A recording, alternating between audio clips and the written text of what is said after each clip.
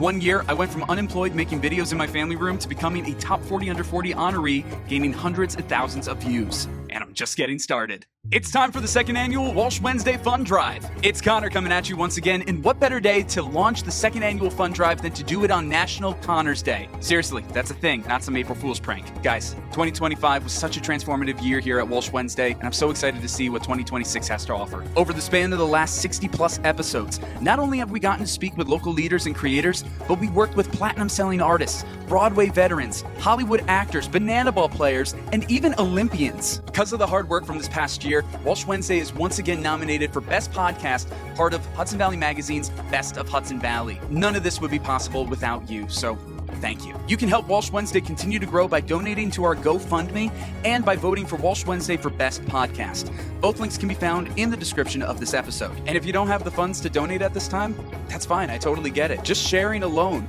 goes such a long way. We got some really cool plans for 2026. As you've seen, we've recently launched our trivia spin-off, Walsh Whiteboards, which honestly has been a blast to film. Not just that, we're hoping to go on the road more often to show you incredible sights, stories, exhibits, and more that can't be captured in the studio. From the bottom of my heart, I greatly appreciate you for believing in what Walsh Wednesday is and what it will become. The second annual Walsh Wednesday Fund Drive and the Best of Hudson Valley voting will end on April 30th. That being said, Connor Walsh signing off for Walsh Wednesday on National Connors Day. And as always, I'm glad we get to spend some time. This episode of Walsh Wednesday is brought to you by MHA of Dutchess County, Foam & Wash Car Wash, Juniors 2, the Council on Addiction Prevention and Education of Dutchess County Incorporated, Dayrock, Locks That Rock Hair Design, A Touch of Naples Pizza and Pasta, Dutchess Beer Distributors, Feldman, Kleiman, Collins & Sape, LLP, Attorneys at Law, Prime Storage, and Walsh Valuation. Hey there, and welcome back to Walsh Wednesday. As always, I'm Connor Walsh, and we got a great episode for you guys today. This episode has been a long time in the making. With me, I have my friend Austin France. Austin, how are you? I'm doing good. Dude, so we've been working together musically for a while, and we've been saying for a long time, he's been messaging me, he's like, when am I getting on the podcast? And unfortunately, life just kept getting in the way every time that we tried to plan something. It's been a couple of years, I think. Well, it's been a year since in person. Since I've seen you. Yes, but like actually worked on something. It has been probably been a few. Couple years, but no, we go back to college times. I was still living at home. You were still living at home. I was at the College of St. Rose, so that goes back to all that. And it was also funny, just all the different connections that we had that we didn't realize that we had, which was crazy because, like, you knew my girlfriend Alex. I wasn't dating Alex yet, but and I met you through Chris. Yep, you met me through Chris. That was at his graduation party. It was It was his graduation. Was it graduation? It was graduation. No, because I was still at. Was that a high school graduation party? I'm pretty sure it was. Okay. Then it was his birthday. I would have thought it had to have been birthday because I was pretty sure he was already 18th. Maybe it was his 18th or 19th birthday. It had to have been birthday unless it was a very late graduation party because I know that I had him for a tour and then he came to St. Rose. And I'm pretty sure he was already at St. Rose by the time I got invited to that party. It could have been a very late graduation party. That's also fair too. I'll admit I've had some late parties of my own as well. I've had parties. I've gone to graduation parties weeks before school starts. That's also fair. That's also fair. One of my favorite graduation stories. I had 10 graduation parties to go to the weekend right after high school graduation, and I didn't have my license yet. So I was working so hard in order to get get everything set, make sure that the timing of getting my driver's license test done, everything going fine. I think. So graduation was on a Wednesday. Really? In the middle of the week? It was in the middle of the week. I'm pretty sure it was Wednesday. We always did ours on Saturdays. No, so the graduation parties. Oh, sorry. No, I take that back. The driving test was a Wednesday. Graduation was Friday. All the parties were on Saturdays. Oh, so that's what it was. So I got my driver's license on Wednesday. Jeez. So that, and I know I was late to the game, but and then by the time graduation happened, I would go to all 10 parties in one day. Yeah. And I scheduled the whole route. Like, you should have seen me. I was like Charlie Day from Always Sunny, connecting all the lines. And I'm like, oh, man. And I'm like, this is the route that I'm going to have to take. This is how I'm going to do it. And it's going to be great. Everyone gets 12 minutes. It was a little more than 12 minutes. I managed to do 10 parties in 14 hours. Oh, my. And if they had a pool, I stayed a little longer, but yeah. But it was funny as hell though, because the last party that I showed up to, it was like midnight, and they got a DJ. It's in the backyard. Everybody's dancing and hammered. And as soon as they see me, Connor, Don't Stop Believing comes on, and it's like a movie moment. Oh, it was like a movie moment. I love it. I did get a hiccup at one point though, because I accidentally started drinking at one of the parties Oh man. because I was like, this iced tea is there's a little something to it. Oh. And they were like, Connor, those are Long Islands. I was like, Oops. damn it. So I had to stick Whoops. around a little longer. Yeah, well, when I graduated, I mean, it was kind of crazy that summer because I graduated with so much family. Oh, really? Family and people that I considered family. Mhm. So me and my cousin are the same age. We graduated at the same time. So we did our parties together. So that was There you go. huge ass party. Nice. Crazy. It was great. I think that one went late into the night. Nice. And then the rest of my cousin graduated, and then my girlfriend graduated, and then we had other friends that she wanted to go see at the time. And it was a filled summer of just parties. Yeah. And then I think halfway through summer I just started working. Oh, really? I wasn't going to school in the fall, so I found a full-time job. There you go. So my weeks were filled with building ponds, and then my weekends were party. Yep. There you go. Oh yeah. You were working for the weekend. You're part of it. Absolutely. Yep. Oh, damn. I should have gotten like a whole pitcher of water or something. We might pause this at one point and you'll just see big pitcher of water here. Maybe some other things might happen too. Yep. We'll see. But no. So one of the big things that always connected us was the music, of course. Absolutely. Chris was a musician. That's how we met. And then through that, Melissa, Alex, all those folks, you knew them through theater. And wasn't it through being in the bands for a lot of shows they were in? Wasn't that how that worked? So I knew Melissa and Rory through high school, and we weren't so close. Oh yeah, in I forgot school. it was high school. Yeah, first. High school first. Melissa Narsky, one of the most beautiful voices I've ever heard. Oh yeah. And we met high school. We didn't really connect until after her and Rory graduated, and they came back to visit one day.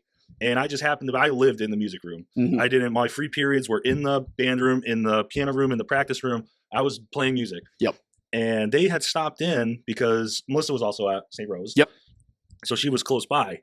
And that's when we kind of reconnected. And then after I graduated, I continued working with the school for their extracurriculars or marching band. And I helped with the drama club and set design and stuff like that. Yep. And then Melissa called me one day. She's like, "Hey, I need a drummer for the Addams Family." Yep. At SLOC. And I was like, "Yeah, sign me up. I love it. Yeah. I'm like, can I be in the show?" Hard to drum and be in the show at the same time. It's impossible, let me tell you. But no, we that's when I met Alex. That's when I reconnected with Rory and Melissa, and we all started hanging out again. And then from there it was just, I still talk to Melissa, and I'm related to Anthony, her husband. Wait, you are? I am related to I did not know that. How? Through my aunt. Okay. By marriage. She's okay. Gotcha. No, we're not blood. That would be insane, but we are pretty much the same person. I was going to say, y'all got very big personalities, so I can see it. Oh my God. I've actually never seen you and Anthony in the same room together in person. I've seen videos. No, that's because they don't invite me to their Halloween party. Oh, shots fired. But I could only imagine it's like a nuclear bomb going off when you two would be in a room together. Oh man, it's something. Because when me and Laura go out to visit them, me and Anthony, I push Anthony. I forget because when it's so easy to get Anthony when he's drinking. It's so easy to get him riled up. Push him. Yeah. And one night I pushed him so far. Oh no. We were playing Mario Kart. Oh, this might be one of the videos that I saw. Okay, because Melissa's always taking Snapchats of everything. Oh yeah. Was it the one where we were still at the their townhouse? Still at the townhouse. Oh, there's more. There's even more. I'm sure there is. There's even more. I got him going because he was we were drinking so bad because I was telling Anthony that he just needed to keep drinking. And he just it doesn't take much to convince him. No, I told him that he couldn't drive anymore. I took his controller until he finished his beer. And then you're taking Beerio Kart to a whole new level. Dude, we were I don't drink beer. I shoot shots. Yep. I do shots when we do Beerio Kart because I just shoot. Yeah. I hate beer. Well, I remember the bar that you had at your parents' house, at your mom's house. Still there. I know it's still there, but now you have your own place. I do. Have you built a bar in the apartment? I can't. I've got my little bit, but I'm going to get evicted if I try that. That's fair. Okay, go on. Yes, you're pushing Anthony. Pushing Anthony, and so we're done. We're both hammered, and Laura goes into the kitchen. Melissa asks me if I want something to snack on, and Anthony's like, "Well, what am I going to eat, Melissa? Air, delish." That sounds like a SpongeBob episode. Photosynthesis. SpongeBob was a part of that night too. I'm not surprised. We were getting ready for bed, and I don't know who did it, but there was like somebody had remade some of the SpongeBob songs on Spotify. Okay. They were terrible. Oh. Awful. But you know how they've got the smart house. Yeah. So in each room, there's a dot where you can have it play music. So I would have it play this terrible song. It's the like the ballad of when SpongeBob gets taken to the to the chum bucket, and there's this is not the stove. I know. I don't know if you can find the audio of that song anymore, but it was horrific. It was bad, huh? It was so bad, and so Anthony was having it play like these goofy songs and blah blah blah. Yeah, and like actual songs that sounded good. So I think it was like 9 o'clock. We're both in bed, and it's quiet, and I have it play this song, and I hear Anthony from across the hall in the room dying. Like he comes crawling out of the bedroom, laughing on his knees. Oh my god! I could hear him first. Like imagine, because I've slept in their guest room and everything. I could imagine being there in the guest room and hearing him be like, "What is this?" And then eventually coming out, just dying laughing. Oh my god! It was always, this is not the stove I know. Oh, SpongeBob, we love it. Man. So there's so many shenanigans when me and Anthony get together. Anthony's that kind of guy. I always say every time that I'm with Anthony, and other people are involved, somehow, some way, it leads to Anthony wrestling with somebody on the ground. Well, either that or Melissa's just yelling at him. Oh, that's always going to happen. But like somehow, some way, Anthony is always wrestling with somebody on the ground. I've never wrestled with him on the ground. I'm surprised. I know. I'm surprised we didn't wrestle the last time, the time before with Mario Kart. See, you would have been like a prime candidate. I would have thought like guys would have gone at it. I think he's scared of me. Maybe he might be. I don't know. I mean, I'm like a foot taller than the guy. Yes, but I've seen him take on people that are way taller than him. He's a scrappy little dude. He's scrappy, but my God, oh my gosh, I've seen him with his friend Ryan. I've seen him with his brother. He's going at it with a lot of people. Oh yeah, it becomes WWE when in that place eventually. Oh yeah. Oh, especially with Nick. Oh man. Oh, especially. Well, come on, those are brothers. Oh yeah, that's what brothers are going to do. Yeah, Nick regardless of the age. Nick knows how to push them just as good as I do. Oh yeah. Oh yeah, it's impressive that you have that brotherly pushing essence to you without even being a brother. But y'all are related through marriage. Yeah. But through marriage. That's funny though. But kind of getting back more to music and everything. Just talking about some of the early ways that we connected. Obviously, we met through Chris, but once you and I connected, like we're talking about our love of like growing up with the pop punk and emo stuff. It was like salt and pepper, man. It was great to be able to experience that. I helped you out with sound a couple times. Oh yeah, you've drummed for me a couple of times. So we've had some really great experiences sharing music. We laid down whole tracks in my band room together. Yup, absolutely. And there's some stuff that's still going to come out. I promise the stuff is coming out, and I promise it. I won't let you release it until we fine tune it. Yeah. Well, one of the problems was though, and this is what happens when you're a musician with full-time jobs and other things. Once there's one hiccup in something, the whole project gets stalled. Yeah. Because like Austin and I, we laid down tracks like nothing. I don't know. What did we do? Like 6 tracks in one day? We did a lot. You were also helping me out with a client of mine too. Yeah. I remember that. And those were a number of the tracks, and I gave that to the client, and those tracks are out there.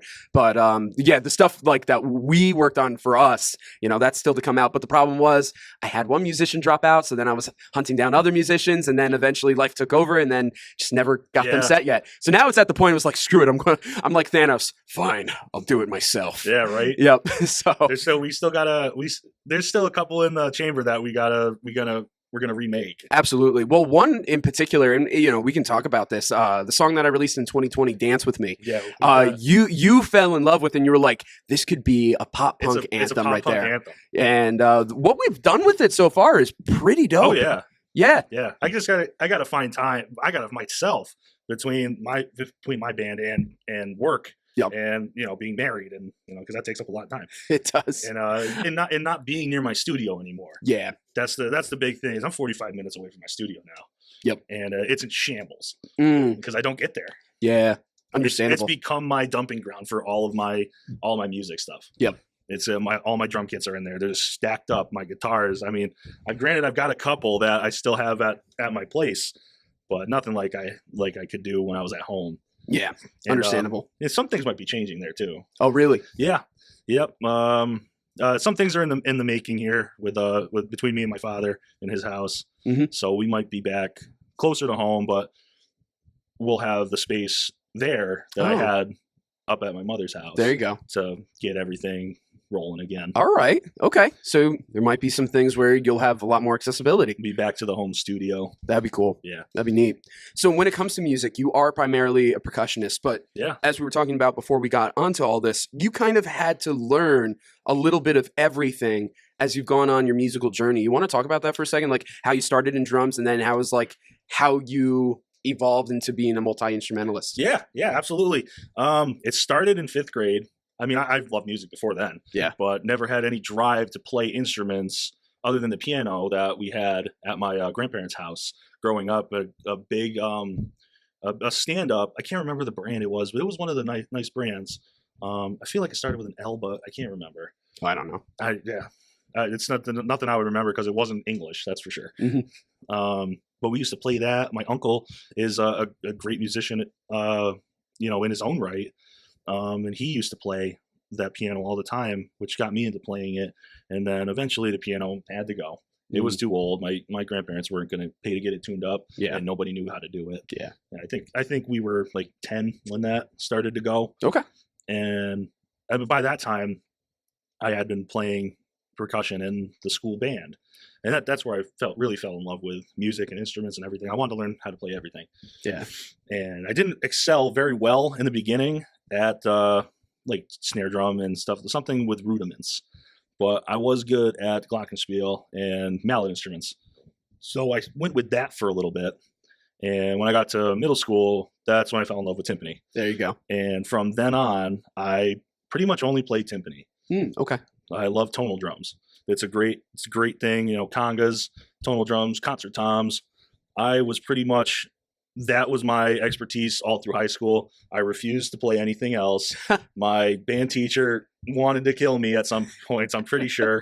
Maybe I could send this to Sean Lowry and he can confirm.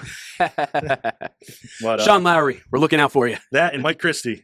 Mike Christie. I know Mike Christie wanted to kill me at some point. Oh, jeez. But actually Mike was the one who pushed me further into the timpani. Okay. And he didn't want to kill me because that's all I wanted to play. He wanted to kill me for other reasons because I was a pain in the ass. You? What? I know, right? It's crazy. But so high school was all timpani, and I really never looked back on playing anything else other than timpani. Okay. And then I was doing drum set by myself. I taught myself how to. Oh, really? So you didn't do drum set at all in school? No. Really? Not for a jazz band or anything? Senior year, I did jazz band. Okay, gotcha. Because the other drummer didn't want to do it. But by that point, you were probably self-taught up to a certain point where it wasn't like brand new to you. I had been playing drum set since I was, it was earlier. So I was living at my grandparents' house. My uncle got me a First Act set for Christmas. First Act. Yep. Shout out to First Act. They may not be great, but they are the first act for a lot of us musicians. They really are. Yeah. And so the snare drum in it sucked. Oh, yeah. And I could not for the life of me get this thing to sound good. But when you're a percussionist and you start playing in the band, you have to get a bell kit. Yeah. That, some people rent them, some people don't. Mm-hmm. I happen to own mine. And it came with a Ludwig piccolo jazz snare that sounded amazing. Nice. So that First Act drum set went out the window and the piccolo snare came in and I played heavy metal on that piccolo snare. That must have been a very interesting sound. I'm talking about Metallica, Nickelback, anything heavy. Avenged Sevenfold was played on that piccolo snare. Wow. And I ended up breaking that thing to pieces because I would hit it so hard. Yep. But I probably still got it somewhere, but it's missing a bunch of parts. Things fell off of it. And what a way to get you started, It's probably still at my grandmother's, to be honest with you. Wow. But yeah, so I probably started that when I was 10. Okay. So I'm going to be 28 in May. So it's been 18 years I've been playing set. Yeah. And it's been about 8 that I've been playing live with a band. And it's such an experience, man. Playing in a band is totally different than playing, in your studio. Oh, 100%. The adrenaline rush you get, the love of being up on stage and just doing what you love with the other people you love doing it with. Yeah. It's crazy. It's like crack. It is. It's addicting. It's a drug. Yeah. Absolutely. Once you get that first fix, it's hard to give it up. It really is. And then let's say you haven't performed in a while and then you perform again and then you're like, you need that next fix. Yeah. It's happening to me right now. I don't blame you. So I just played a benefit gig for a bar that we played at a lot. Okay. The King's Inn Unfortunately, the owner passed away over the winter. Oh, that's a shame. So we a bunch of the bands that play there, we all got together at the Albany Elks to do a little fundraiser for the family. Yeah. And man, we only played 45 minutes, but I'm itching to get back out there now. Dude, I don't blame you. And also, this time of year stinks when it comes to picking up gigs anywhere. Up inside, man, it's oh my god, yeah, no, the winter is a very tough time to be getting gigs locally. So, but the problem is nobody's going out. Yeah, nobody's going out. Like I do, I've told you about this. I work for Dutchess Beer Distributors on the side, and I do all these promotional events, and it's kind of hard to do the promotional events when nobody's showing up to the bars. Oh, absolutely. Like we'll be there. Like I'll be there at jazz nights over at Mahoney's, and it just doesn't have the crowd that it normally would other times a year. Or what are some other stuff? Karaoke nights over at the Derby. Mahoney's is awesome, dude. It can get crazy, especially like the jazz nights on Tuesdays are great.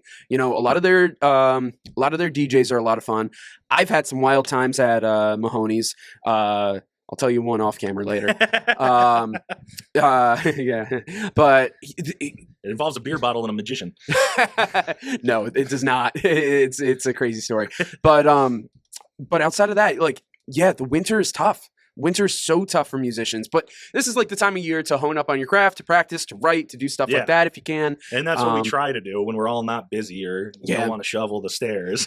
Well, that's the other thing. We've had such an insane winter as well. So it was great to start out with. Oh, December was fun. December was fun, and then after that point, it's like it's not fun anymore. Mother Nature it's not fun anymore. Atrocity. Yeah, nah, not too fun. But Austin, let's take a chance to talk about your current band. You want to shout them out? Oh yeah, I currently play with the Interbred Chicken Herders. We just go with the Chicken Herders. I don't know why I said the whole thing, but no, we are a country southern rock kind of band. We play almost everything. I do drums. I play guitar. Whenever we really need to do, if I can do it, I throw the other lead guitarist on the drums because that's where he started. Really? He started as a drummer too. Wow. You guys could probably look him up. I don't know if their song library is anywhere, but the band's called Wolfgang. It's they're way back from like the 80s and 90s. Yeah. But they're awesome. Sean is great. He's an awesome drummer. As much as he'll die on this. God, words, man. He'll die on that stake that he was meant to be a guitar player, but he's so wrong. Interesting. Yeah. Okay. Yeah, but we we want us for a party. We drive everywhere. Book them. So it's interesting because your music influence is all over the place. Funny enough, what we related the most on was like the pop punk and emo days. Oh, yeah. However, I love country and southern rock as well. Funny enough, we don't talk about that side of our lives as much. No, but I live in Blink-182. I know you do. I know you do. But it's funny how your influences are truly all over the place, and you really kind of accept all kind of music, and you're able to adapt and approach each different genre that is put in front of you, whether it is to record or to perform. What would you say, like some of your favorite artists to perform live? Man, that's a tough one because it depends on what I'm playing. Yeah. It depends on if I'm playing drums or if I'm playing the guitar or if I'm just singing. Okay, so let's go with drums first. Drums, to perform live, I love doing like 38 Special. Hey, yeah. Lynyrd Skynyrd. And we also do like a little bit of pop punk stuff. We do some Lit. There you go. Those are fun, high energy songs. And Chili Peppers. Oh, come on. Chili Peppers right there. Fantastic. Talk about high energy stuff right there. Chili Peppers are awesome. Yep. Yeah, Chad Smith is insane. Dude, absolutely incredible. The stuff that he's able to pull off. What was it? Is it Drumeo? Where he's like I don't know. He's like their session drummer now. Essentially, right? They put him in so many different positions to play stuff now, and it's just funny how he just rips everything that they put in front of him. He does, and you wouldn't know how much the guy's actually on because he doesn't just work with the Chili Peppers. Oh, he does drum everywhere. Tracking for a lot of people. Yeah. No, and it's incredible the work that oh my God, Chad Smith is able to do. You know another drumeo that I saw that really impressed me? John Stamos. John Stamos was doing Papa Roach. Plays, and he plays with the Beach Boys. Yes. Yep, he plays with the Beach Boys, which is hilarious and amazing. So he did the Papa Roach video. I watched that. That was crazy. Yeah. How close he was to the actual song. He was so close. I would say except for the chorus. Yeah. Where he went into double time where it really would have been halftime. Yeah. But I loved it though. He nailed the intro. That was crazy for never hearing that song from Papa Roach to nail the intro. Yeah, that's something you feel. Yeah, that's a feel, and I feel like any drummer who's been doing it as long as John Stamos has been doing it, could have picked that up. Oh my God. And even though like I remember listening to the chorus for the first time and he's doing double time, I was like, that's not right, but that sounds so right. That sounds so good. Sounds good. Oh my God. And it's also funny because like I've gotten to work with Papa Roach too. So like I got that added experience to it. It's like watching Mike Portnoy do Taylor Swift. Oh my God. Oh my God. He's been around here a lot with the pizzerias and whatnot. Oh, has he? Yeah. Oh yeah. No, he's done a number of Hudson Valley Mike or Dave? pizza. Oh, sorry. I'm thinking the wrong Portnoy. Sorry. Mike Portnoy, the drummer for Dream Theater. My bad. Wrong Portnoy. Oh boy, my bad. Strike. I'm sorry. Strike one. Yup. My mind went to the wrong place. I was just watching some Barstool Sorry, stuff. Mike. We didn't mean to disrespect. Or No, Connor didn't mean to disrespect you. I really didn't mean to. Dream Theater, fantastic. But you're right, doing some Taylor Swift stuff. Okay, now this is coming back to me. What? There was a video that went viral of him doing a Taylor Swift song. What song was that? Shake It Off. Shake It Off. There we go. Yep. All right, now it's coming back to me. Cue the Celine Dion song. Oh, coming back to me. I still consider one of the best songs ever recorded to this day. All coming back to me. Also, shout out to Jim Steinman, the writer and producer of that. He wrote and produced all of Meatloaf stuff. Oh man, yeah, Jim Steinman. What another great performer, man. Oh, Alex just told me that the Bat Out of Hell musical is coming to Proctor's. Really? I want to go so bad. Yeah, that would be great, dude. Oh my God. Well. Bat Out of Hell was always meant to be a musical, and it didn't happen until decades later. I mean, just an awesome album to begin with. Such a good album. So many good songs off of that. I mean, just Bat Out of Hell to begin. The song Bat Out of Hell is such an amazing song. Yeah, I never thought of it that way, but you could absolutely see that whole album as a musical. Yeah, it was always meant to be a musical, and you can actually find the original draft of the scripts online. Really? You can read it. I've read it. It's fascinating. I don't believe they took a lot of that framework to make the current musical today. I haven't seen the musical yet, so I'm really curious to see like how much of the original script was kept versus what they made it into now. Yeah, but but that's the thing with so many things. Like, how often is the original script the final script? It never is. No. So, but both. Well, I love both Bat Out of Hell and Bat Out of Hell 2. Just ask Matt Damon. Oh my God, fucking Matt Damon, dude. Oh my God, what was it? I saw him in another cameo recently that blew my mind. Oh yeah. Yeah. My favorite is Sorry to Matt Damon. We ran out of time. Oh, well, yes. That's always the best, the Kimmel thing. Just the long-running Kimmel joke. Sorry to Matt Damon. We ran out of time. You know how that started, right? No, I don't. Okay, so when Kimmel just started very early in his career as a talk show host, he had already been a comedian. He'd already been acting to a degree. But when the Kimmel Live started, I think it was within the first season, and they had such a terrible episode. And Jimmy Kimmel felt so demoralized from it. And at the very end of the episode, he was like, what kind of last joke can I throw in here just to save this kind of for myself? Okay. And he thought to himself, was like, what's a star? Who's a star that there's no way we would have ever brushed off? So he comes up with it on the spot and it's like, sorry to Matt Damon, we ran out of time. Come up with Matt Damon. And it was just this one-off gag of just, they had a terrible episode. He was really feeling bad about himself. He thought he was probably going to lose the job. Oh, man. And literally he said that, sorry to Matt Damon, we ran out of time, to be like, oh, well, we could have had him. And then the rest is history. That's crazy. The rest is history. And that was before Twitter. That was before social media. That was before anybody could get on their phones to do something like that. But it became such a meme. Praise to Matt Damon for being such a good sport. He was such a good sport about it. And to this day, the stuff that you see with those two together and what they do. Did you see the Who Wants to Be a Millionaire episode? So Jimmy Kimmel hosting it now, the celebrity edition. Oh, really? I haven't. I thought they did a parody on it at some point. No. They did he's actually doing it. That's funny. So Ken Jennings comes on and he said, it's like, so Ken, you're so good at this. You're doing it by yourself. It's like, no, I actually brought a friend. It's like, oh, who'd you bring? Out comes Matt Damon. And spoiler alert, they won the $1 million for the charity. But the entire time, Kimmel is absolutely roasting Matt Damon. Matt Damon's actually a really good sport about all of it. He is. But it was, I'll admit, even for Kimmel, it was like, okay, dude, we get it. You guys have this running joke. It's like that chemistry they got together, man. Yeah. Like, I'm not a huge Jimmy Kimmel fan, but he does have some fun stuff. Every once in a while, there's some really good skits that come out of the show. But then again, the other great one is when Matt Damon goes on Jimmy Fallon's show. Yeah, he goes, you know what? One time I'm here. Right? That's how you do a talk show. This is how you do it. And like how many times when and he's like, you could never do this on Kimmel. Yeah, right. There was another great Matt Damon moment on Ed Norton. Oh, yeah. I mean, no, not Ed Norton. Graham Norton. Graham God, Norton. Why did I say Ed? I'm mixing up Ed Norton. names so bad today. Oh, man. Sorry, Graham. Yeah, sorry, Graham. Good Irish guy right there. But when he was on, so he was supposed to be on for this one episode. Oh wait, sorry, no. I'm mixing it up. So he was on for when they were promoting Monuments Men. I don't know if you remember that film. It was from like 10 years ago. It had John Goodman, George Clooney. I'm trying to remember some other big actors in it. Yeah. Big names. But that episode with Matt Damon and everybody else who was in Monuments Men has gone down in infamy for being one of the most unhinged Graham Norton episodes ever. I feel like I've seen that interview. You probably have, because they were all drunk as hell. They were all incredibly wasted. I think Bill Murray was there too. I think Bill Murray was in the film. Bill Murray doesn't need to be drunk to be funny. But they were all sloshed, and Graham Norton was having a hard time reining everything in. Matt Damon was probably the most composed out of everybody, but you could tell he was so far gone.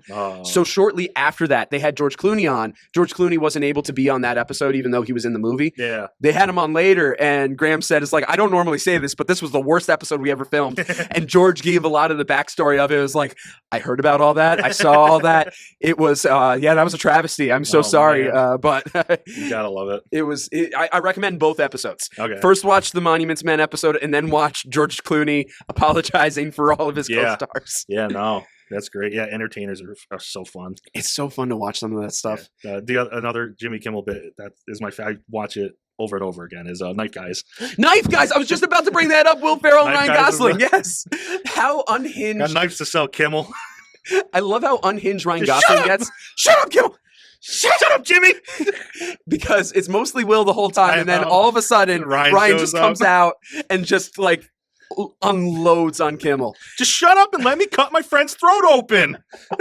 The Knife Guy is a perfect example of what you can do with that kind of thing. Another one, this is an old one too with Kimmel. When Batman v Superman came out, did you see the clip where they brought in Henry Cavill and they brought in Ben Affleck? And they redid the scene in Batman v Superman where Clark and Bruce meet for the first time. And Jimmy Kimmel's walking in the background and was like, hey, anybody tell you look like Superman? And then I think I have seen that. And then he goes to Batman. It's like, take a picture of us. And he holds up the phone and he's like, oh, shoot. You're Batman. And he's going around and like they're getting so mad at him. So eventually Superman just throws him up into space. Funny enough, you remember this? That was the same year The Martian came out. He throws him to Mars. And it was like, so now that you're here, maybe like we can have a talk show and I can be your guest every night. And it was like, oh, seen that one. I'm just going to go die in that crater over there. Do you want potatoes? Yeah. Oh, man, that is a good one. That was such a good it's old. It's like 10 years old now, but like I still remember that. I still love that movie, though, The Martian. The Martian's great. Batman v Superman is... It's a movie. It was all right. It was decent for what it was. If you want to see a good Batman v Superman, the Batman and Superman animated series crossover that they did. Yeah. Phenomenal. They should have taken it from that more. I feel like the animated get it closer to the comics than the live action does. Absolutely. Well, you had that whole series going on. You had the Batman animated series. You had the Superman animated series. That led into the Justice League animated series. Yes. All of those just gold. We used to watch the Justice League animated series as kids. Yeah. Oh my God, I loved that. I watched all of it, and I remember like Batman and the Superman. Most of those series had come out by the time like I was watching TV, so I was watching the reruns. But yeah, we were the perfect age demographic for the Justice League animated series because that was coming out in real time, and we got to experience all that. I grew up watching. I think it was on. It was either on. No, it wasn't Boomerang. The old channels. I do remember Boomerang, old channels. I think it was just Warner Brothers, maybe. There might have been something like that. I think there was like a Warner Brothers channel where they just showed like older.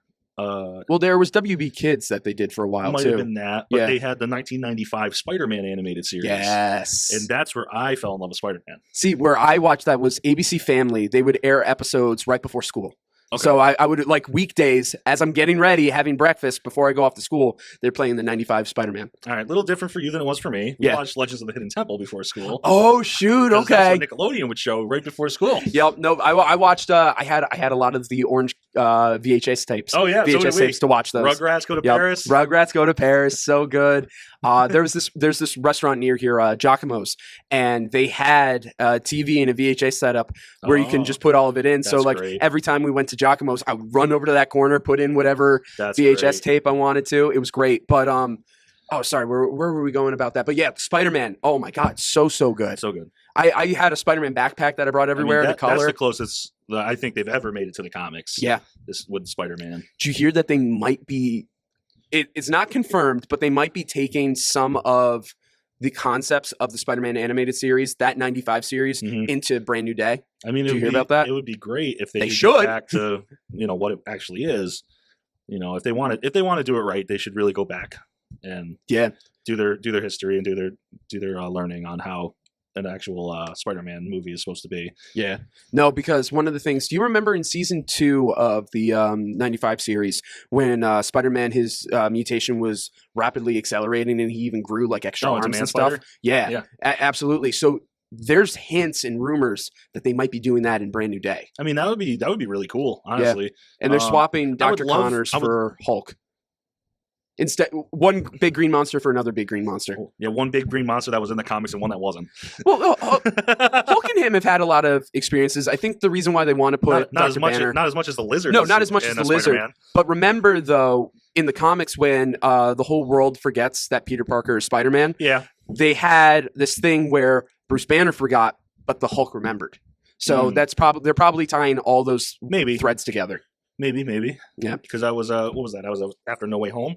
That was so in the comics. That was after the Time Runs Out storyline, which a lot of stuff from No Way Home was based off a lot of Time Runs Out. I mean, I would love for them to bring back classic villains, the Kingpin, Tombstone, the Hobgoblin. Well, they are bringing Tombstone into this new movie. Yeah, I haven't seen anything about it. Yeah, because I lost touch with Spider-Man after that last one. Just because I didn't. I mean, I loved seeing my favorite Spider-Man in that movie. Yeah, Tobey Maguire will always be my Spider-Man. Sam Raimi will always be my Spider-Man director. Yep.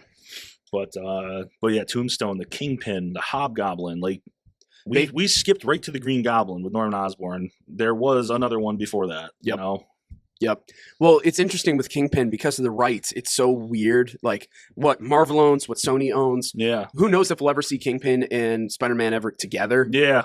At least under this current run. And then like another hero like Luke Cage. Luke Cage will hopefully... He got his own series, but there was a lot with Luke Cage and Spider-Man at some point too. More than likely, at least under this current regime, we're probably never going to see the Luke Cage we knew from that series and Tom Holland Spider-Man ever come together.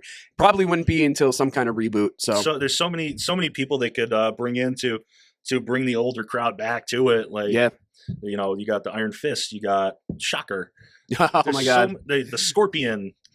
The Scorpion's supposed to be in Brand New Day. There's so many good. Well, they already did Vulture, so yeah. Well, Vulture got his own series, really, kind of. His own series? What do you mean? There was like a little. I think it was animated. Oh, we're talking about animated. They did a little spin-off on Vulture. Yeah, because he was the main villain of Homecoming. Michael Keaton. Oh, okay, yeah. No, Michael Keaton played him, and he was great. Apparently, the whole time when they were doing all their fight scenes, Michael Keaton would whisper to Tom Holland, "I'm Batman," just to screw him up in the middle of the scene. Oh man, it's like, hey, he is Batman. He might be the Vulture, he's not wrong. Yeah, it's like the only time I remember that line is from Deadpool fighting Cable. Oh my God, that too. You're so dark. You're so dark. Are you sure you're not from the DC universe? So good. Who are you? I'm Batman. With Keaton, there was another thing. You've watched the pitch meetings online, Screen Rant's pitch meetings, Ryan George? No. Maybe I might have come across it. So they did a pitch meeting for Spider-Man: Homecoming, and they were like, so we need an actor for this Birdman-like character, and they were like, Birdman, huh? I think I might have an idea. And of course, he's played Batman, he's played Birdman, and he's played Vulture. Yeah, jeez. Yep. Another Batman, you either die a hero or live long enough to see yourself become the villain, or you live long enough to see yourself get killed off in a really bad Batman film. Yeah. It wasn't even a Batman film. It was a Batman film without being a Batman film. Yep. It was more Batman film than it was a Flash film. Yeah. Oh my gosh. Oh. We'll see what James Gunn does. They've done so many bad things with so many good superheroes. I know. It's like one of those things where DC has such a great history in comics and animation, but they just couldn't do it with live action. There's I can never remember the name of the DC superhero. I can't ever, but I want to see a movie on this guy. I can't remember. What's he about? What's he look like? He's like an extraterrestrial. Okay. I can't. There's a number of extraterrestrials. There's a lot of different aliens. Yeah, but he was part of the Justice League. Martian Manhunter? Yes. There we go. Okay. It is. Yes. So I fell in love with that guy. Yeah. From the Justice League video game. Justice League video game. Dude, I had it on Game Boy. I had it on PlayStation 2. Nice. I still have it. Nice. But there's a whole level that you play as Martian Manhunter. Oh, so good. And same in the his Game Boy powers version. are crazy. Yeah.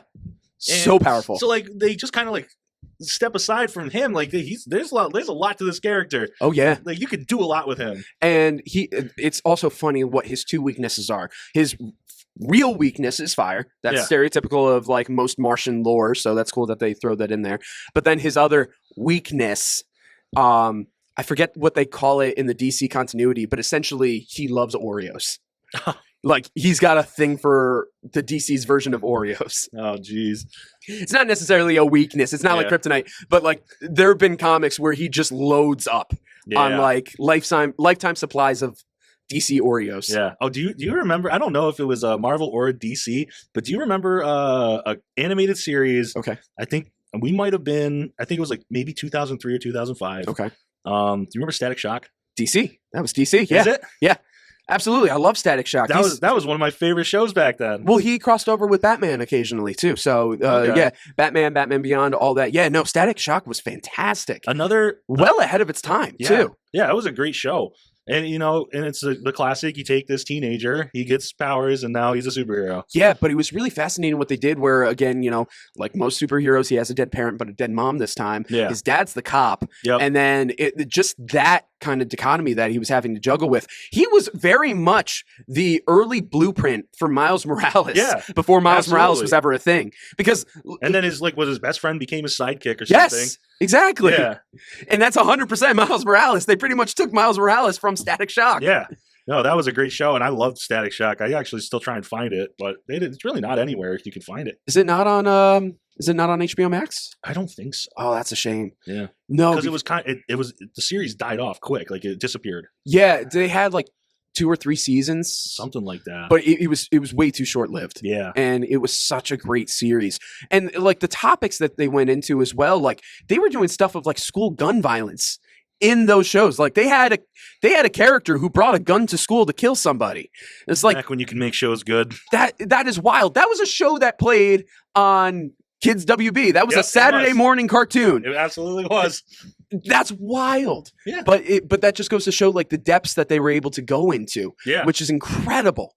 It was able to. It treated its audience seriously. Yeah. And that's one of the reasons why it has been so beloved. It was that show was kind of like because it taught you lessons. Kind of, and I think they were able to get away with that because they were teaching the lesson. Yeah. Like G.I. Joe or The More We Know. Mm-hmm. What was that? Reading Rainbow? Oh, Reading Rainbow with LeVar Burton. Yeah. Oh my God. They actually just rebooted that. I heard about that. Yeah.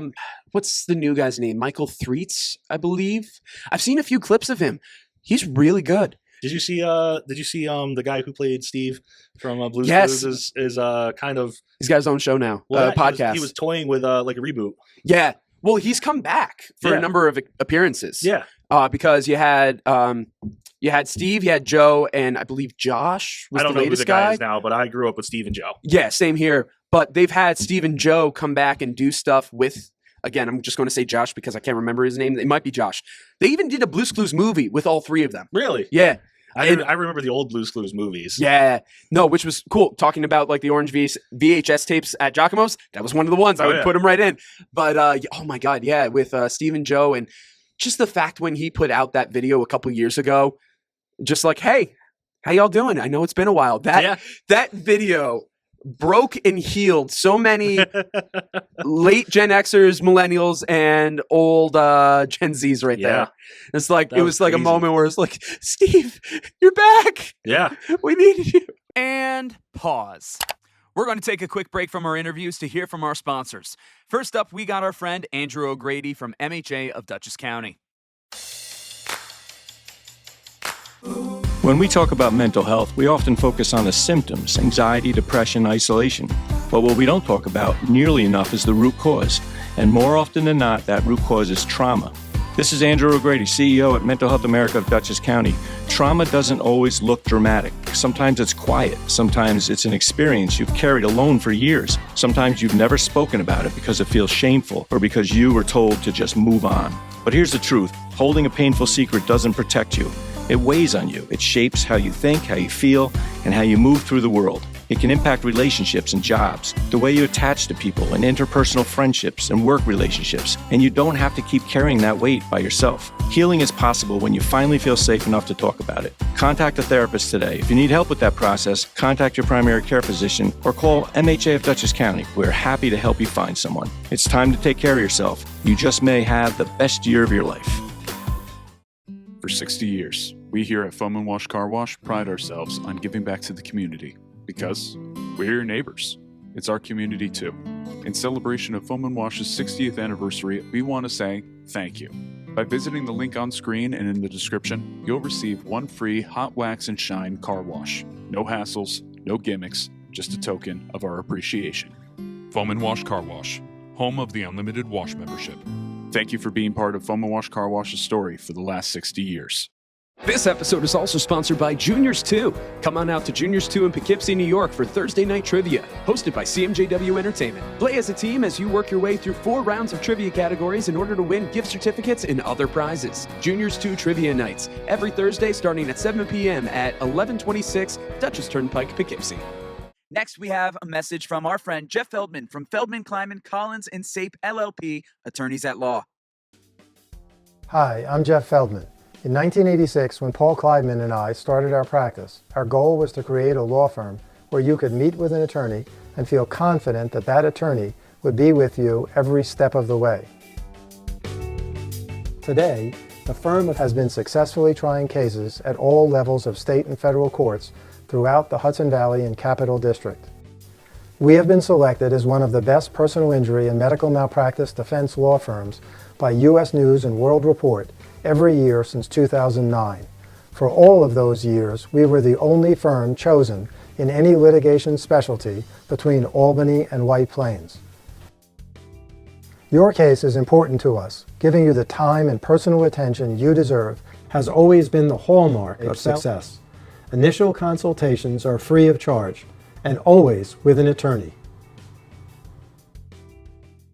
Walsh Wednesday wants to give a big thank you to Prime Storage. A temporary storage unit can help declutter a home, protect fragile items during a busy period, and provide a convenient way to organize and transition belongings. Whatever the reason, Prime Storage makes storage simple through seamless service, flexible rental options, and facilities conveniently located throughout the United States and Canada.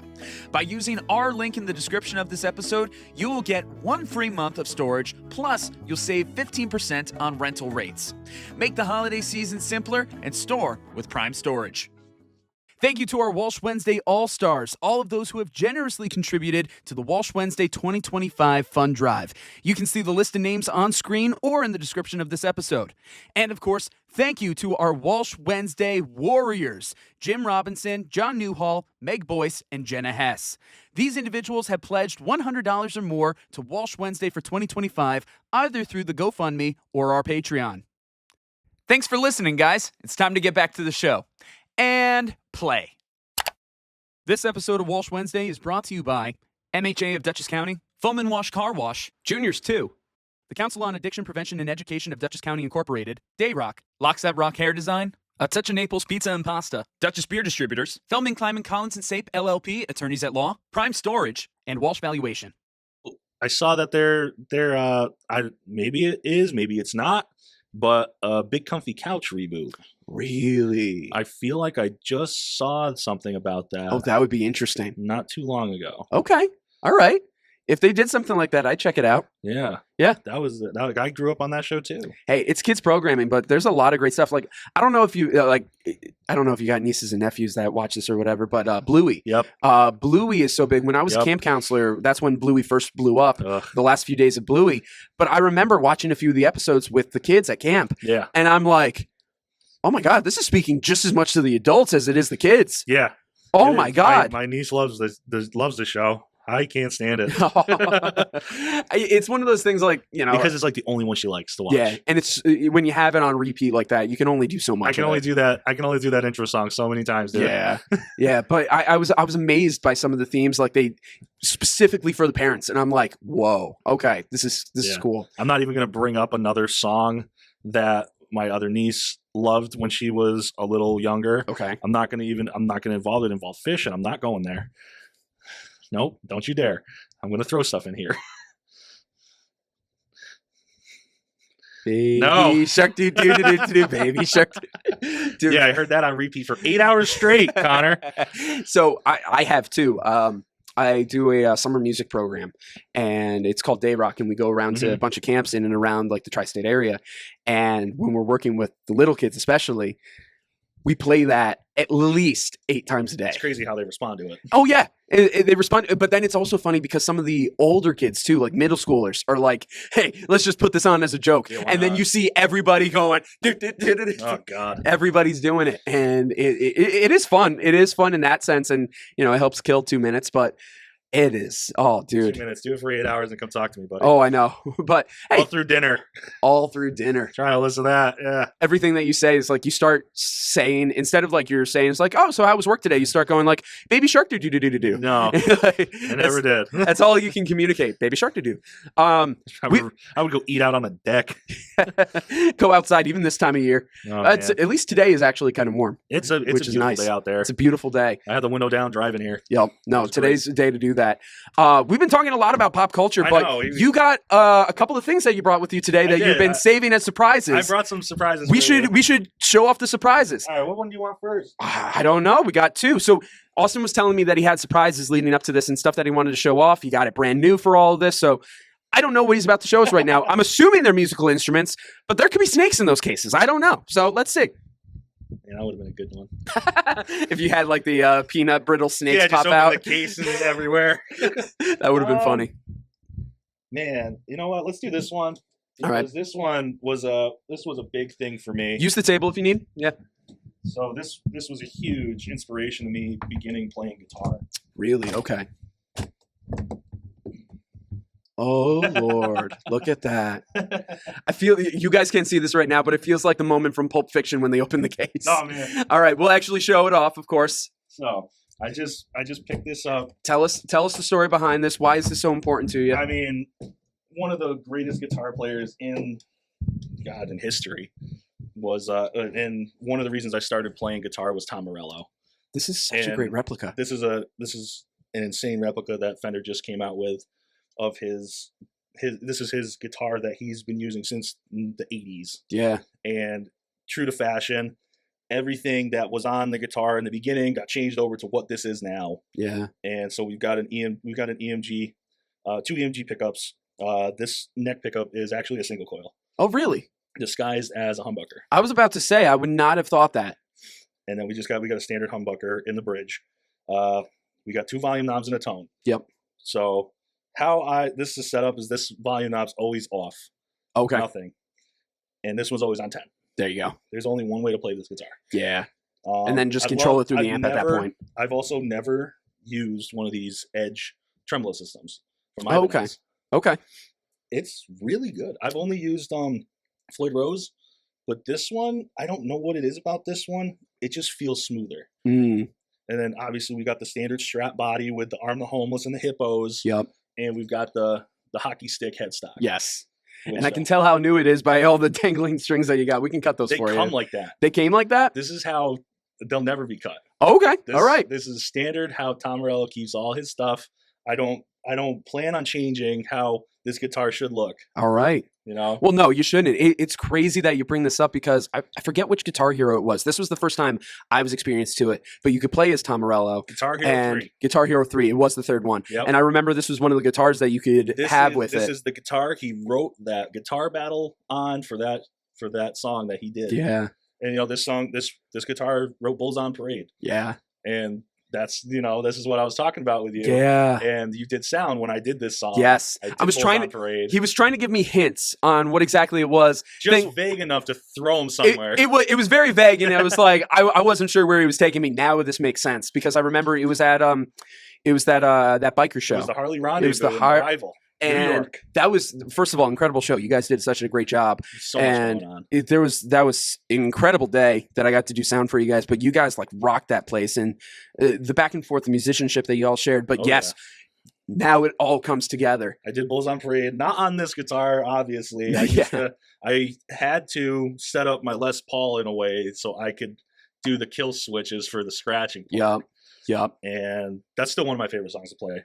On this guitar, on any guitar that's in half step down. So was this the guitar that you said that you were just getting that there was a damage and they had to resend something? So yeah, what first happened? One that came, this part of from the hole for the tuner broke. Ooh. It was broken off in the case. Oh, geez. And so, you know, I do all my dealings are usually through Sweetwater. Yeah. My rep over there, Jacob, he's awesome. And I sent him the pictures and a text about what happened on Sunday. He got back to me Monday. The new guitar got to me Tuesday. Wow. Okay. This one showed up Tuesday after the other one showed up on Sunday. Yeah. It was insane. Huge shout out to Sweetwater. Sweetwater's incredible. They take care of me so well. I love them. I've been dealing with them for, God, it's got to be close to 10 years now. Yeah.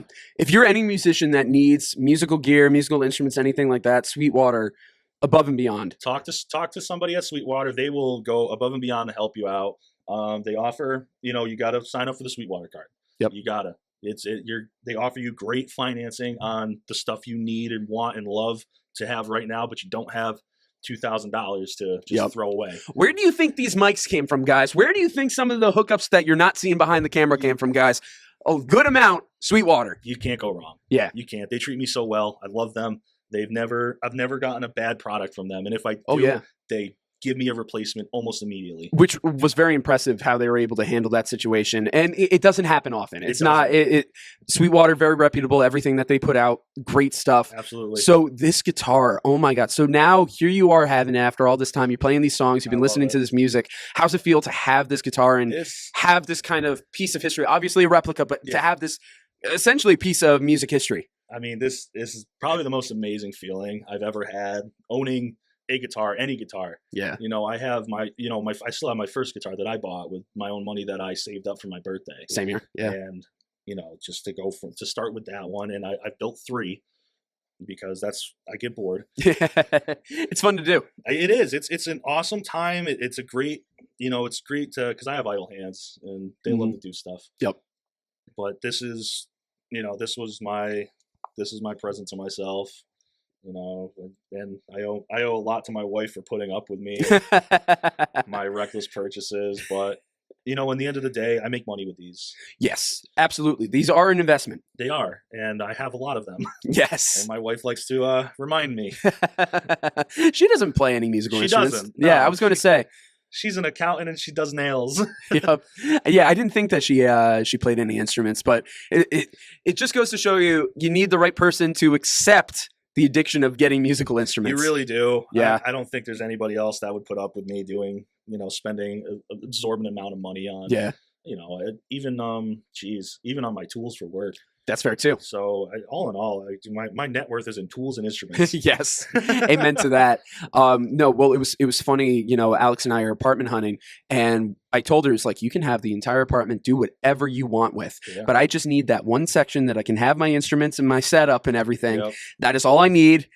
The rest is yours. Well, you've have seen fun. The apartment. My stuff is everywhere. Your stuff is everywhere. It's more contained now. Is it now? Okay. It is. So recently, me and Laura had discussed that maybe it would be good for both of us, that we get a storage locker. Okay, gotcha. So The amount of stuff in the apartment is a lot less now. Gotcha.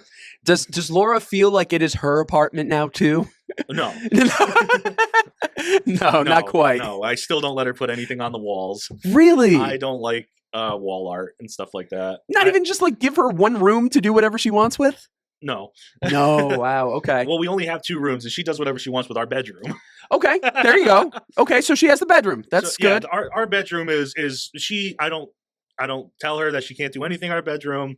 But like when it comes to like our hallway and the spare room and stuff like that, I haven't taken over in such. There's stuff in our living room. You know, you've seen the place. Oh yeah. There's stuff on the walls. You know, there's pictures of us. There's scripture on the walls, and I like that. There is, however, this. I don't know what it is, if it's glass or if it's stone, but she got it on her honeymoon and it hangs in the kitchen. Okay. It's pink and it goes with nothing else in the house, but she loves it. You got to give her something. Come on. All the stuff that you have lying around, you got to give her something. I know. She takes up our closets. That's fair. That's fair. Funny enough, I think when Alex and I finally get the apartment together, I'll probably have more closet space than she will. Yeah. I'm more than likely just with the stuff that I'll be filling in. We'll see, though. I don't have a lot for closets. It's not so much just clothes. It's just stuff like to store in there and whatnot. Yeah. Because like I just like think of how I use my closets at home, and yeah, I use it for clothes, but underneath the clothes, I have everything else shoved in there. Yeah, so I've got like I've got this shirt, I got this shirt, I got like maybe 6 more shirts. And the rest You're a simple man in that regard. I'm a very simple man when it comes to what Apparel. I wear. Yep. I've had the same pair of jeans for 7 years. Lasted 7 years. That's good. Levi's, man. Levi's. Yeah, I needed to get some new jeans recently. They make some quality pants. I'm so happy that I have the jeans that I have now, because I didn't have really that great of jeans prior. And actually, it was Anthony that helped me with the hookup when he was at Eddie Bauer. Eddie Bauer. And I got that stuff for dirt cheap. These aren't jeans. I still make fun of him. Yeah. But I loved it. So when he wasn't working there, I think it was the last time we went out there. Mm-hmm. There's another story I need to tell you with Anthony, because it's happened 3 times now. Oh no. It's funny. Okay. But so we went to the mall. Okay. And he wasn't working. He had like quit Eddie Bauer. Yep. And so I was like, Anthony, let's go to Eddie Bauer. He's like, no. Why? I'm like, I just want to see what's in there. Yeah. He's like, dude. You kill me. He's like, I don't work there anymore. Yep. And I just left. I'm like, yeah, let's go back. He's like, I'm not going to Eddie Bauer. But like, I just love to push him. I forget what. So me and him were on our own in the mall, which is bad news for the mall. Yeah. Our wives were getting their rings cleaned at the jewelry shop. So I'm like, what can we get into right now? I forget where we ended up. Yeah. But the girls found us and like, why are you here? Sorry, quick interjection. Remember that time we were at Crossgates all together and how Alex and Laura were just doing their own thing? So we were like, screw it. We just held hands, interlocking, skipping down the mall. Well, that's when I got all the mouse rat stuff from the comic book shop. Yep. I got the vinyl, I got the cassette tape and the CD. Yeah, it was crazy that they had all 3. It was. I was like, I gotta have them, man. Yep. Gotta have them. Yeah, I do remember that though. Yep. It was like, we're not even here. It was like, Austin, let's go. Merrily we go along. Skip to my Lou. Exactly. Yeah, no, fun times. But yeah, no, so this, Tom Morello, huge inspiration for me, starting playing guitar. Oh, yeah. Between Tom Morello and Slash. Yeah. Guns N' Roses. Probably the real reason I bought a Les Paul was because of Slash. Yeah. Well, both part of Guitar Hero. I think wasn't Slash right on the top, front cover of Guitar Hero 3? Yes, he was. So there you go. It's crazy how influential that series was. I'm assuming Guitar Hero wasn't what they had to go through to get Slash. Yes. Because of Axl Rose. Yeah. And they wouldn't let them. So I think it was Guitar Hero 2. Okay. They put Sweet Child of Mine on the game. Yep. And Axl Rose sued them. Yeah, I remember For that. the rights. Because they didn't ask him to use the song. Yep. And unfortunately, Axl had all the rights to Guns N' Roses music. Yep. And well, he had rights to everything. Hence why when everybody split with them, that's why they did what was it, Velvet Underground? Velvet Underground. Yeah. With Slash Duff and the drummer, I believe. And funny enough, they tried. I didn't know this, but I was talking to my buddy, another guy I used to play with, and they tried to get Miles Kennedy for Velvet Underground. Really? They tried to. Miles Kennedy didn't want to do it. Oh. Okay. And I forget who they got, but I mean, just thinking about Miles Kennedy doing Slither, yeah, it would have been great. Oh, missed opportunity right there. which is crazy because I just learned Slither last night. Did you? It's a great song and I love it. Oh yeah. It's great. But yeah, probably Tom Morello more because of the wacky stuff that he does. Oh yeah. And I spent so much time learning how to do that. If you look at my pedal board, same pedal board I had when I did Rendezvous. Oh nice. It's the wah pedal, the Digitech whammy, the tremolo, the digital delay, the phase 90, and that's it. Wow. That's neat. it. That's neat. And so yeah, this is the one I came here to show you. Beautiful. But you did bring another one though, so I am curious what else you have. Another great guitarist. How new is the other one that you have here? Another brand new one. Brand new, so you just got this one as well? I just got it on Wednesday. Oh wow, so very new. Very new. Oh, on a Wednesday, Walsh Wednesday, best day of the week. Yeah, absolutely. And yeah, I know it's in an Epiphone case, but it is not an Epiphone. Okay. Curious to see what you got here. But you said it ties back to another legendary guitarist. Legendary guitarist. Okay. That was another. This one is a huge bond between me and my best friend Brandon. Okay. Will I know this? You might if I know you this follow guitar? the underground guitar scene. We'll see. It's very possible you might, but not as up on it as I used to be. I feel like I should know this. I mean, it's beauty. I feel like I should know this. What it reminds me of, and I'm probably not right, it reminds me of the guitar from the Seven Nation Army video. No. So, all right, what is this? Who's this from? This is a baritone Les Paul. Baritone Les Paul. 27-inch scale. First of all, I love baritones. You've played my baritone, right? I believe I have, yeah. Yeah. Okay, but So yes, this is gorgeous. But tell me about the history of this. So, I believe it was 2010. Okay. Where they first came out with this line, and this was also another Guns N' Roses related. Oh, okay. Thing, but it was when Slash left, or when everyone split. Yep. And Axl kept going, and Buckethead took over. Oh. So this is the second version of Buckethead's custom Les Paul. Wow. Okay. That's pretty cool. So this is a beautiful guitar. This thing sounds amazing. Does it? I told my buddy when I ordered it, I didn't tell him what I ordered, but because me and him have been playing Buckethead since high school. And we were listening to it before that when he was on Chinese Democracy with Guns N' Roses. Yep. So what's on this guitar is obviously a toggle switch for each pickup, but there's only one volume, one tone. So you get your one volume and your bass, how much low end you want in it. Yep. And your neck and bridge. Obviously this always stays in absolute rock mode. There you go. Treble. Yep. But these here are those like whammy replacements? These are what kill is this? switches. Oh, they're kill switches. Interesting. So he's got one up in where the pickup selector usually is. Yep. And one where another volume knob used to be. Wow. Depending on what he does. He's up and down. But yeah, I got this one Wednesday and I haven't stopped playing it. Wow. It's a beauty, first of all, but then the history behind it too is great. So slick. Oh my God, yeah. I love this guitar. Beautiful. It's in drop D right now. Oh, is it? This Okay. is the one I've been playing. Nice. Slither. Beautiful. And when you plug it in, it just sounds great. How's the action on that? It's standard for how I like to play it. It's nice. A little low up here, but a little higher up here. Makes sense. I had to adjust the bridge, honestly, because I did have some buzz. Yeah. Down on so I think it was on the 6th fret on all the strings, they all buzzed. Yeah. So I had to raise the bridge up a little bit, which I could counteract with changing the nut, maybe getting a higher nut. Yeah. And then lowering the bridge back down to kind of even it out down here. But the way I have it right now, the way it sounds, I don't want to change a thing. No, I don't blame you. No, I was just curious what the action would be like, given that it's a baritone too. So it's you're way more flexible.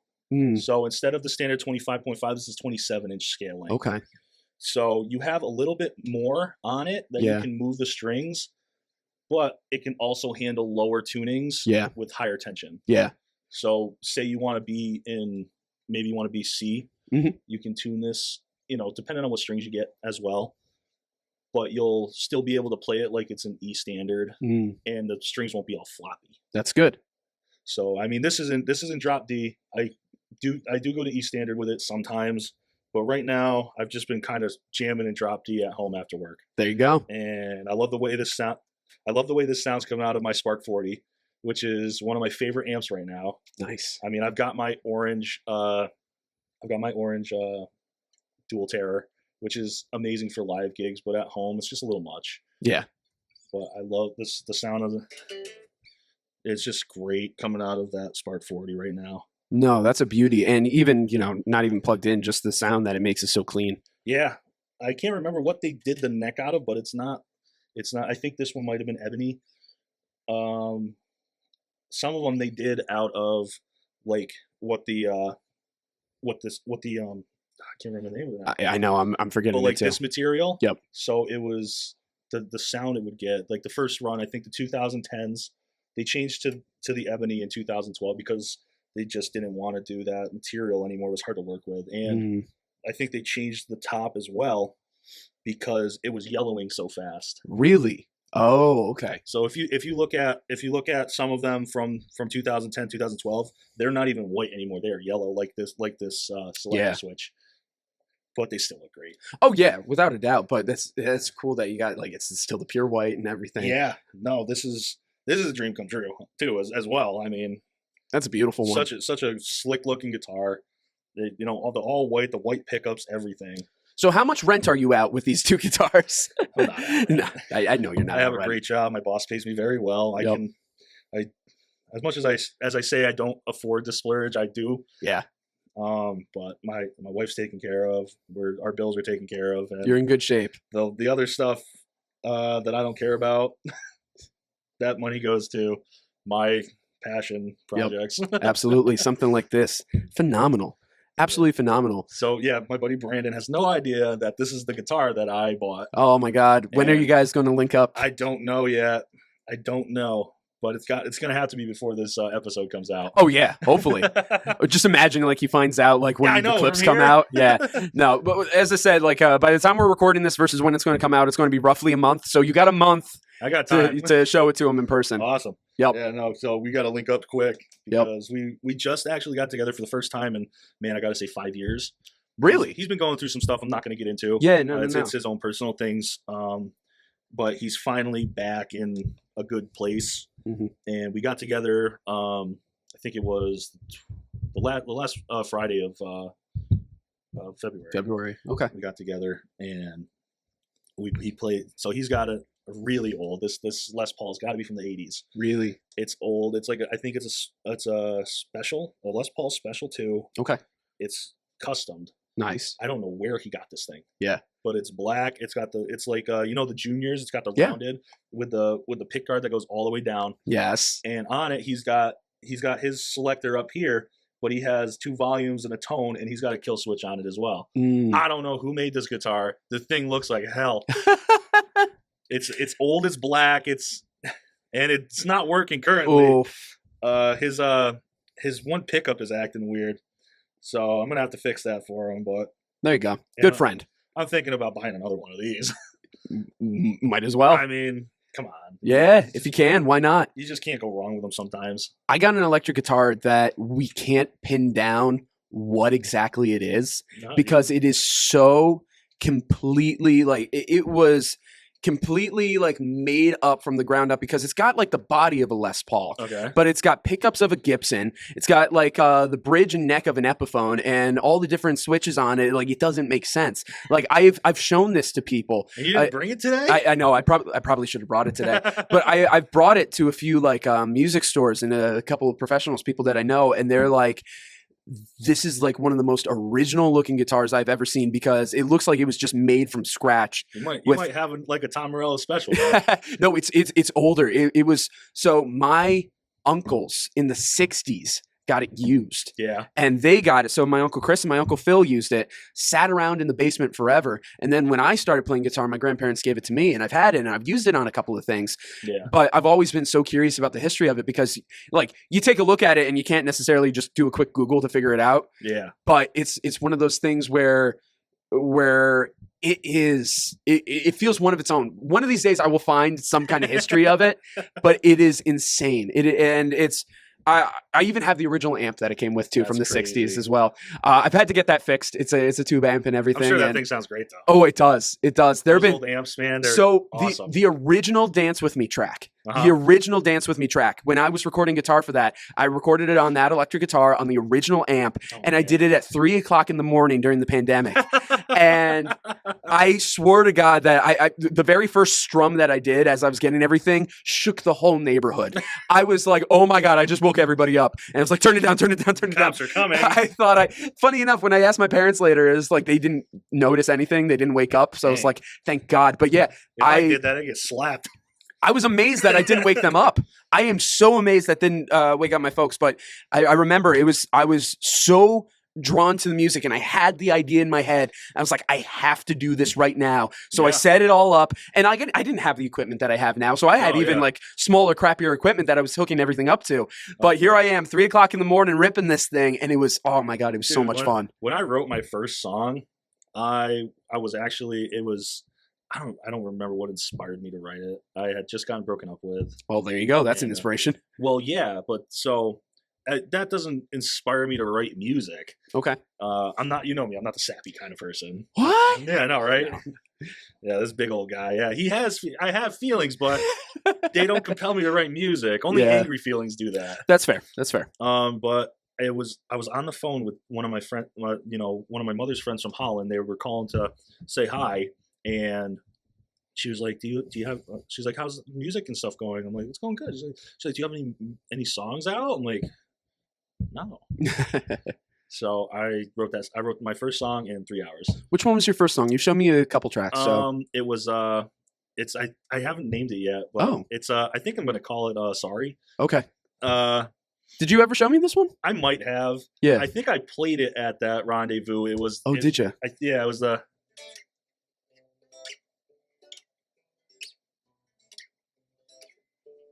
Okay.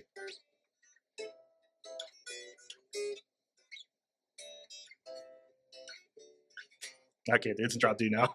Yeah, but that sounds beautiful. Do you? But, I would imagine based on the progression, probably, and the progression in the I vibe came of up it. with Is it I a have clean? no idea what I'm playing. It's all good, but is it? Would you play it like with a clean tone? Yeah. Yeah, I was going to say that. When I was writing it, I was writing it on my Schecter Avenger, Okay. which is the absolute opposite song you would write Yeah, on something like a that. sappy love song on. Yeah. And but it was the only guitar I had with single coils, Okay. like a Strat, and that's what I wanted. I was going for a John Mayer type sound Mhm. with the Strat, and I achieved it with it. I mean, it looks ridiculous when I play that song on that guitar, and it should be more of an acoustic song, but I ended up taking it that night. I took it from my house. The next day I went to the band I was playing with, Mhm. and I'm like, I wrote this last night. Let me know how you feel about it. Mhm. So then we took that and we changed it from the finger picking to.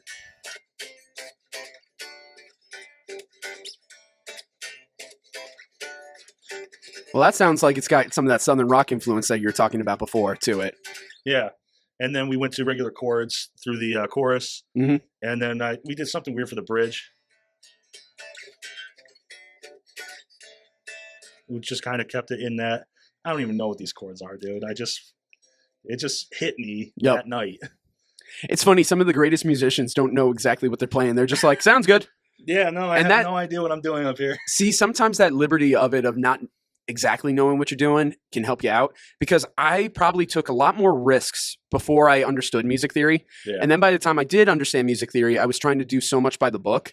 And then I was like, this is just holding me back. I know, because So every the- one of your songs has a minor chord in it and a pause. At least on the last album, yes. On the last album, yes. But You're definitely way more intricate when you do chord progressions than Yeah. I am. well, when I brought you, I am 1-3-5, 1-3-5, 1-3-5. oh yeah, see, that's exactly what I'm doing with the chord progressions. There, I'm always very intricate on that. Yeah, when you're I brought you're you- adding 7s and 9s in some of them. Yup. And I mean, they sound great. Or I'll be When you adding, take that to the electric, it's very weird. or it's secondary dominance, or throwing in Yeah, all this stuff. exactly. What was it? When I brought you the song "Find the Words," Yeah. you and You're like, who was yeah, your I other was like, guitarist? oh, Chris. Chris, and you guys were like looking at me. It was like, what the hell is this? I was like, hey, Connor, what's that chord? Yeah, no. Like, oh, yeah, it's like this. I'm like, yeah, what's the root of that chord? They're like, oh, C? Okay. All right, we'll just go with C. Go with C. But not even just for that. Like, just there are multiple, not necessarily key changes, but like there's a lot of secondary dominants that lead you into one feeling or another, and that it's a very punk inspired song with a lot of like actually musical theater progressions in there. Drums on that song. Yes, you did. Oh man, I let my inner Travis Barker out on that one. Amen on that. It was that was a lot of fun, and hopefully finally coming out this year. But get that one was a lot of fun to work on. I think we got to redo that solo section. You think? I can play it. I don't know. I think it came out pretty good. We can review it. We'll review it. We might have to chop it a little bit to get it on beat. We'll see. But it was just one of those things where it's like, yeah, I handed pop punk guys a musical theater chord progression, and it was like, Connor, no. Yeah. We did have to rewrite the bridge and the solo. To simplify it. And to be honest, I'll admit, sounds better that way. Because you had some interesting stuff in that bridge. Yeah, well, I was trying to mimic what I was doing earlier with the verses, but honestly, just to simplify it makes it better. Yeah. Yeah. And you know that little bass riff I did? Yeah. I stole that from the Gin Blossoms. I know you did, because we're talking about that because how much I love the Gin Blossoms and everything. Yep. I love the Gin Blossoms so much. They were just here not too long ago. And they're coming back in the summer, I believe, too. Are they coming with Spin Doctors? Spin Doctors, thank you. Yes, because I know. They were them too. They would be great. That's such a strong pairing right there of Spin Doctors and Gin Blossoms. Two awesome '90s bands. Like, come on. Oh my God, the Spin Doctors were huge, and so were the Gin Blossoms. Oh yeah, I'd be there like front and center. I wanted to see. I think it was Gin Blossoms, Wallflowers, and Matchbox 20 all touring together. Ooh. This was a few years ago, but I was like, damn, I wish I could have. I don't think they had any shows around here. I'd love to see which Rob is the problem. Thomas. Rob Thomas is great. I've only seen Matchbox 20 in concert once. Phenomenal. One of my favorite concerts I've ever seen. Oh my God. What a great voice. He lives not that far away from here, actually. Oh, really? Yeah, no, he's just in Westchester County. Okay. Yeah. Nope, that's where he set up shop now. Yeah, no, I'm still trying to see Harrison Ford. Does Harrison Ford have a house? I think he does in Saratoga. Does he? Yeah, I'm not surprised. Paul Rudd. Well, Paul Rudd's got a place in Rhinebeck, and I've seen Paul Rudd a couple times. Yeah. It was crazy. I remember one time in particular, there was this guy in this beat up red pickup truck just driving around town, and Edward from no, and I swear to God, it was like, oh my God, that looks like Paul Rudd. Nah, can't be. Can't be. A couple of weeks later, I'm working with somebody who has worked with Paul Rudd, and they were saying it's like, yeah, no, if you see him in the area, he's got this car or he's got that. Oh my God, that piece of crap red pickup truck. And I'm like, oh my God, so I did. He was driving that piece of crap red pickup truck. He was. But besides that, though, I love celebrities who love to chill out. And right. Leisure, you know, he co-owned Samuel's Sweet Shop in Rhinebeck with Jeffrey Dean Morgan. Oh, okay. And then you'll also see him at like Holy Cow Ice Cream. He loves that place. And then you'll see him at like Pete's Famous Diner. So like you'll spot him around. Pete's. Yeah, you'll spot him around Rhinebeck, and it's so funny. Yeah. I've never talked to him, but I've seen him a couple times now. Okay. But one of these days, I would love him on an interview. Paul Rudd, I'm coming for you. But it's just like one of those fun things of celebrity spottings of that regard. Yeah, it's great. It's crazy that how many people actually come to New York. Yes. Because you wouldn't think that they leave LA. Unless they're shooting. But this area is becoming such a hot spot. It really is. And I'm pretty sure it is Harrison Ford who has a mansion in Saratoga. I wouldn't be surprised. I know. Or further up, maybe towards Lake George. I know Daniel Craig does. You know, Amanda Seyfried. She's in the Catskills. So good. So good. She is funny. I was just on a Mean Girls rant with somebody the other day. And we were just going off. From Ted 2. Ted 2, fantastic. No. What did Scott Fitzgerald do to you? Oh, my God. And the whole Sam L. Jackson. Oh, my favorite scene, though, is probably the Star Wars versus Star Trek. It was like, second Captain Kirk. It was like, whoa. It was like, sorry, she doesn't know. She doesn't know. I just hit the cup off. It's all good. No water in there. Well, she doesn't know. Why? You guys would never be seen with each other. Oh, my God. Ted 2 is out the season. Guys, I'm sorry. She doesn't know. Ted season 2 is out. I'm excited to see that. I saw the first season. That was really funny. That was really funny. I want to watch the second season. I love the kid they got to play Mark Wahlberg. He's great. He's awesome. He's so good. And it's funny too. Like, I'm blanking on it, but apparently, like, he's been in stuff before, like when he was real little. Yeah. And you'd be like, oh my God, that was him? Yeah. I can't remember off the top of my head, but there was stuff that you would absolutely like be like, oh, that's cool. He's been there from the beginning. Yeah. So, Austin, we are coming up on like 2 hours of this, actually. We're really good at this. We are, but at some point, I'm going to hit my cap on like how many gigabytes I can go with on this and whatnot. Just get more RAM. That's all you need, right? Need more RAM. What was it? There was a show where they were like, just get more RAM. That's not how RAM works. Oh man, I do know that line from somewhere. I'm pretty sure that's why I said that. Yeah, where's that from? Oh, that's going to bother me. Oh, I can't remember. But it's okay. But that being said, so here you are as a working musician. You have a daytime job. Yeah. You are a working musician. You're still getting to love it. There's one thing that I always love to try to dispel on this program is the wide survey, the wide spectrum of musicianship, of what it means to be successful in music. Yeah. So as somebody who can do this while also having a job that helps pay for a lot of things, but then you work with your bands, you're getting these guitars, you have stuff lying all over the place where Laura's like, what are you doing, Austin? Yeah. Tell us. It was Wednesday when this came. I also got 2 more Telecaster cases for the Telecasters that I had built. And so there were like 5 boxes at our door that day. And she had gotten home before me because I was working late. And I called her. I'm like, hey. She's like, hey. I'm like, are my packages here? She's like, yeah, I brought them inside. She's like, what is all this? I know, she probably. So besides Laura coming after you about it, though, like, how do you feel on being a working musician today and like what that means in 2026? I mean, at the end of the day, if you don't love music and you don't love performing, it's not for you. Yeah. If you love to play your guitar on YouTube or on TikTok and stuff, but you're not out there being a part of the community, and like being that I work a full-time job, it does take away from me actually getting good at this freaking instrument. Yeah. As much as I want to. Yeah. But at the end of the day, I'm exhausted. So when I do get to play this, it's awesome. I play it for like 3 hours at a rip, and I can't stop. I won't go to sleep.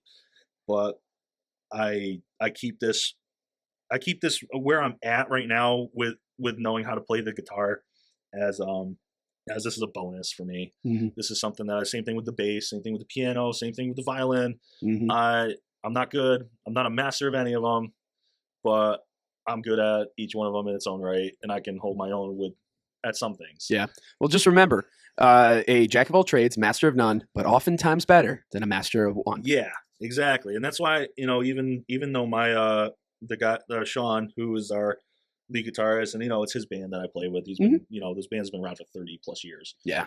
And there's been a lot of different faces come in and out, but we've been the same 4 guys for, I want to say, going on 5 years now. Nice. It's probably the longest that I've seen, the longest run of guys that have been consistently in this band, and it's probably why we've excelled further than the past. Yeah, consistency matters. Yeah. So I count that as a blessing every day that I still am able to pick this up, pick that one up, grab my drumsticks, go play on weekends, and while also maintaining a steady flow of cash. Yeah. From my day job. As much as I would love to give all that up and just go on the road, it's not financially responsible. Not at the moment, but you never know what could happen. But at least in the meantime, the job is for your survival, but the music is to live. The music's for my soul, man. Yeah. You gotta have something that you love in this world, and if you don't, you're doing it wrong. I'm not saying you gotta love music, but if you have a passion and you're not pursuing that passion in any way, you're doing life wrong. Yeah, you're going through life miserable is not the way to go through life. Pick that guitar up, pick up some drumsticks, grab a calculator if you like doing math. Do what you love to do in the time that you have to do it, because you don't get to do it for long. You get one chance at this, and if you don't do everything you love in that time, then you just wasted it. Dude, what a fantastic way to just end it right there. That's phenomenal. Remember to follow what you love. Follow your passions. Austin, thank you so much for being here on this episode. Probably the longest Walsh Wednesday episode I've ever had, but what are you gonna do? We'll have some fun with it. I might just release it without editing. Too much for me to edit. It's all good. I'm Connor. I'm Austin. And as always, we're glad we get to spend some time. And that's a wrap on this week's episode. Much love to our sponsors this week: MHA of Dutchess County, Foam and Wash Car Wash, Juniors 2, Council on Addiction Prevention and Education of Dutchess County Incorporated, Dayrock, Lockset Rock Hair Design, A Touch of Naples Pizza and Pasta, Dutchess Beer Distributors, Feldman, Kleiman, Collins & Sape LLP, Attorneys at Law, Prime Storage, and Walsh Valuation. Thank you to our Walsh Wednesday All-Stars, all of those who have generously contributed to the Walsh Wednesday 2025 Fund Drive. You can see the list of names on screen or in the description of this episode. And of course, thank you to our Walsh Wednesday Warriors. Jim Robinson, John Newhall, Meg Boyce, and Jenna Hess. These individuals have pledged $100 or more to Walsh Wednesday for 2025, either through the GoFundMe or our Patreon.